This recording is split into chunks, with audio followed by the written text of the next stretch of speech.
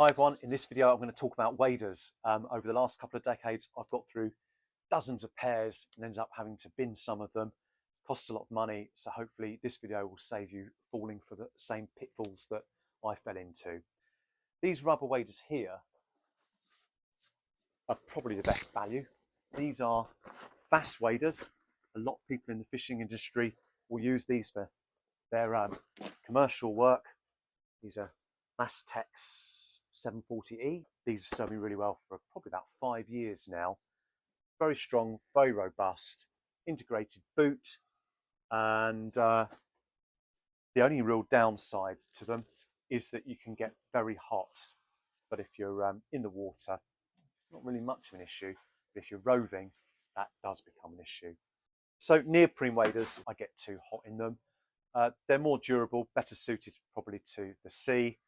You can go bigger, but I like to have space underneath, so I've got options for layers, base layers, fleeces and the like, which is why I nearly always end up with the option of breathable waders. These are Vision waders. I bought them from Diver Dave, who's got a growing reputation for his repair service, and that's what led me to them. He'll guarantee them and then repair them after the guarantees run out for a small price, which is fantastic really.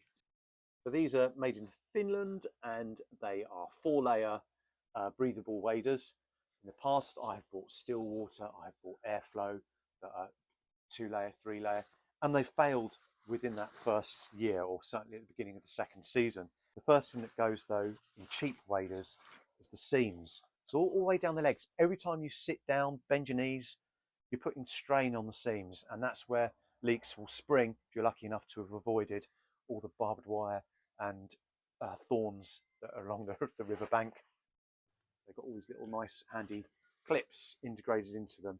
I don't like wearing big chest packs and all that nonsense, so the more I can carry in my waders the better. It's got a sealed zip front, and there's also a detachable plastic pack for your phone on the inside. They're neoprene sock. They're a good fit, and that's another reason why if you talk to Diver Dave about your foot size and your build, make sure you end up with waders that actually fit. I went for slightly bigger so that I can get those layers on underneath. They've got roll down storm guards to go over your boots, and a clip so that gravel doesn't end up going down into your boots, which then leads us on to what to do about footwear, because these are neoprene sock finishes on these. Adds a bit of extra bulk, which means you need to upsize on your wader boots.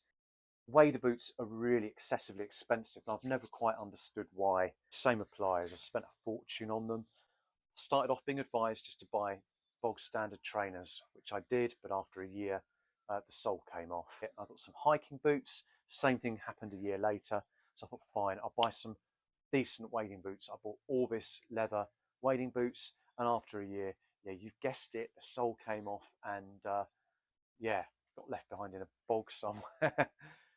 So that was a complete waste of money. So then I started looking at my kayak fishing, where I'm wearing dry trousers and windsurfing trainers.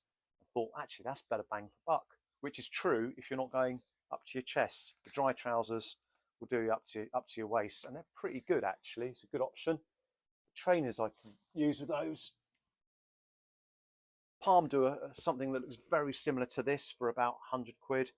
These are actually regatta waterproof trainers from Go Outdoors, and they've actually served me really, really well on the kayak. I've used them for wading as well. Really lightweight, strong, flexible in the toe. Another good budget option actually are these. These are, whoa, dicky boots, as you heard when that crashed. They weigh an absolute ton. So they're really sturdy, great in rocks, but they're not really brilliant for walking any long distances in. So I've gone full circle, decided to buy some wading boots, and I've opted for these. Okay, these are Wychwood wading boots. They cost me 80 quid. The thing that I liked about them was the price and the reviews. They've got this lovely, great big supported area around here, so your toes aren't going to get squashed. bit like platforms, really, a really thick sole. Not sure I particularly like that, to be honest. Yeah, there's no flexibility in that. So scrambling up and down the River Chew is going to be interesting. I do like the fact that it's got these studs on the bottom, just for an extra bit of purchase. On rock, if you're going out onto like your Welsh rivers, you're probably better for felt soles. When I've bought from like the likes of Go Outdoors, I've had to up my shoe size from a 9 to a 12 to get them to fit. I thought the same would be applicable to the Wychwood wading boots, and that's just not true. I've just got some size 10s, and these are a perfect fit when I'm normally a size 9. So you don't need to go up 2 sizes with these Wychwood boots. Very lightweight, so I'm not going to get leg ache when I'm walking long distances wearing these. The tag end on the back here, that looks strong. In fact, I'm going to test it now as hard as I can. I'm really pulling on that, and it's not breaking. I can get 3 fingers behind it, which is great, because as you get older, trying to pull these on when you're sat at the back of your car, you can end up doing yourself a mischief in your shoulder or your back just before you even started fishing. Yeah, they've got the little tag there for the clip on the gravel guard on the Breathable Waders, so that's good as well. Oh, and there's your vents. It looks like they're covered up actually with a gauze so that silt and gravel can't get in, which is a nice little feature. And they look damn comfy. In fact, I did try one on briefly, but not worn them in the river, so the jury's still out a little bit on these, and I'll let you know how I get on. If they're duff, I'll let you know in a year's time. I'll look quietly confident with these. Hope that's all useful. You can repair waders, of course, by the way. I've got 2 or 3 pairs in a drawer somewhere waiting to be fixed.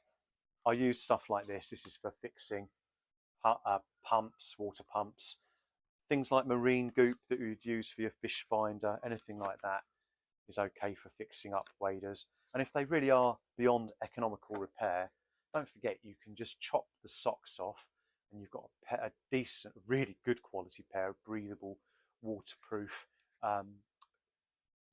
trousers, a bib trousers. So ideal for your rainy days if you're out match fishing or whatever, or fly fishing from the bank on a rainy day. Hope that all helps, and yeah, catch you later. Cheers for watching.